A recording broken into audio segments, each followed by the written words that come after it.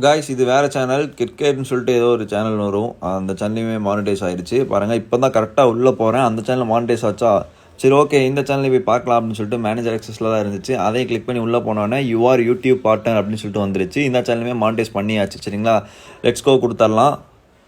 Okay, பார்த்தா உங்களுக்கே தெரியும் எல்லாமே எனபிள் ஆகிடுச்சு. நம்ம வந்துட்டு இதில் போயிட்டு நம்ம எனபிள் பண்ணுறது தான்.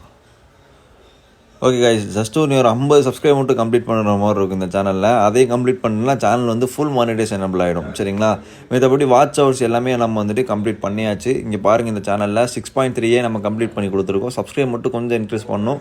அதை வந்துட்டு நான் இன்றைக்கி இது இன்க்ரீஸ் பண்ணி கொடுத்துருவேன் அவங்களுக்கு. இப்போ சேனலில் வந்து அவருக்கு வந்து ஃபுல் மானிட்டைஸ் ஆகிடுச்சு. ஜஸ்ட் ஒரு 50 சப்ஸ்கிரைப் மட்டும் இன்க்ரீஸ் பண்ணால் போதும். அதுக்கு அவருக்கு நான் 500 சப்ஸ்கிரைபே நான் இன்க்ரீஸ் பண்ணி கொடுத்துருவேன்.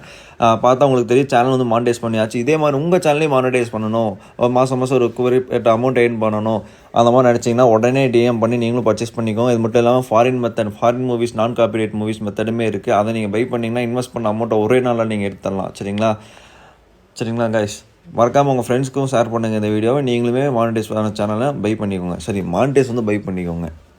தேங்க்யூ.